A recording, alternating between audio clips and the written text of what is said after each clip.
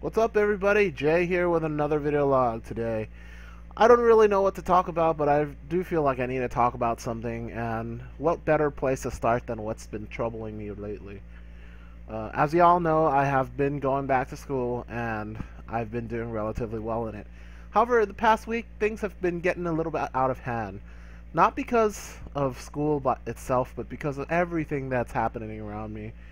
Um, it is the month where a lot of stress happens. I just don't know why.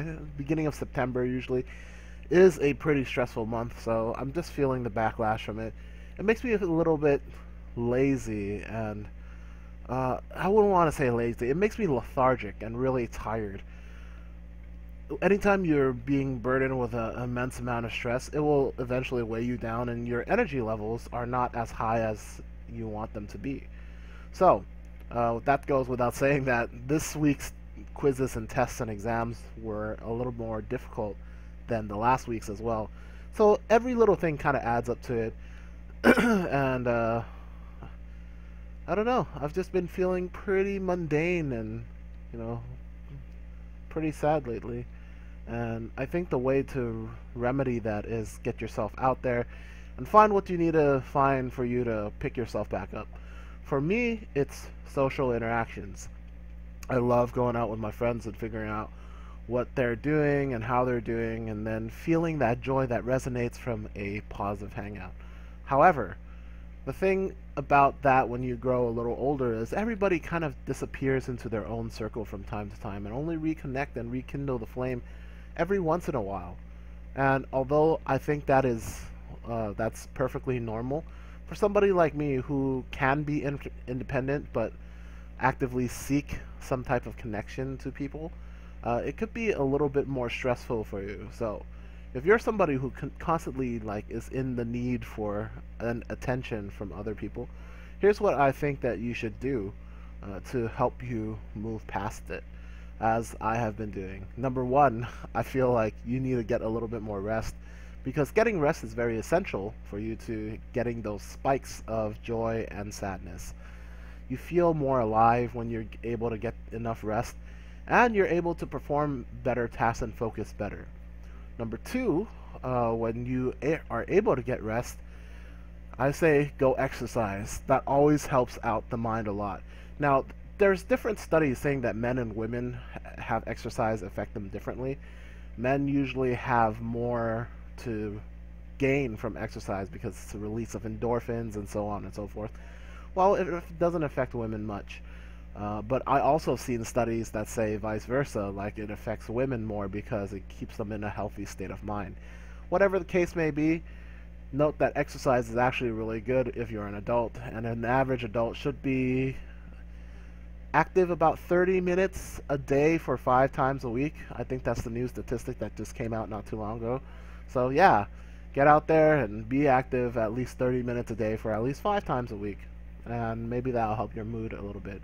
That being said, though, I've only been active 4 days this week, and although they've been hour days and a little bit longer, I feel the lack of exercise really puts a strain on me. But that's not to go without saying that I'm giving up on exercising. It's just I don't know why, but my back has a mind of its own. I gave it 2 days of rest. The first day, it was sore, it healed up, and then the second day, it felt like it was fine up until 20 minutes ago. I got up and my back was in excruciating pain, even though I didn't work out at all for the last 2 days. So I'm pretty peeved about that. I don't know why. It's just you think that you're healing your back, but eventually there is something in it that just goes and you're like, I guess back to the drawing board, you know.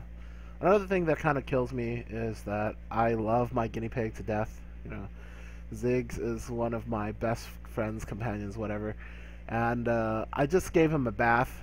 I think it was, yeah, this is his first bath. I usually wipe him down with the wipes and stuff, but I gave him a bath because it felt like he was feeling a little bit sad. And oh my gosh, I am so allergic to this guy that I almost died giving him a bath. It wasn't even long. I was just like, Okay. And I stayed here for like an hour in front of a fan in order for my airways to open back up. So it's no bueno. I'm a ridiculous idiot. But I love him a lot, and you know, without him, life just gets a little bit more mundane. So you give some, you take some, I guess. But I might have to give him up just because of health reasons. You can actually hear myself wheezing just because my throat is still kind of swollen, but I could breathe. That's the good part. I'm not dying just yet. But yeah. So I'm one of those people, like I said before, although I'm fiercely independent, I really enjoy my human interaction and my human connection from time to time. And if you're one of those people that enjoy it, I suggest going out and talking to whoever you can. Yesterday, I made the biggest mistake ever. There was this one girl from this restaurant that I usually go to, and I love talking to, you know, the workers, because you know, people who work are a little bit more interesting than people who don't. And I got to know her while she was working, and I noticed that she was hanging around the restaurant even though it was her day off.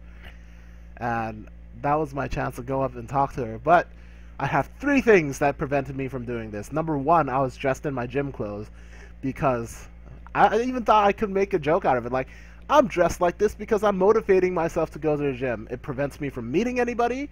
It only allows me to go to the gym and back.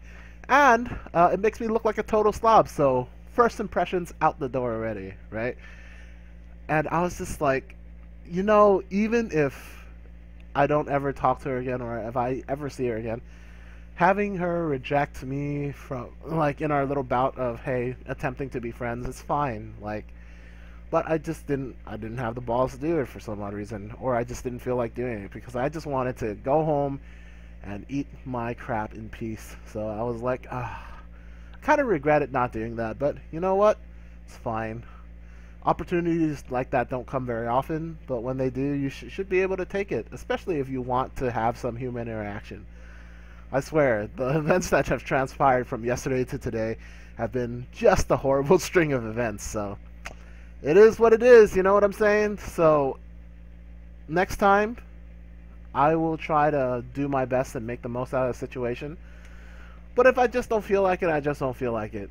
More importantly, I just need to go and get my rest and do my thing, you know. So I hope you all are entertained by that little story of failure and success. Hopefully you'll keep the good vibes going from me to you, and from you to the community, because that's what makes people go round and round. You know, it makes life a little bit easier for everybody, and it gives people hope to work harder to achieve the things that they like to achieve. Until next time, keep on being positive and awesome. Remember to have a little fun, and I'll see you in the next video.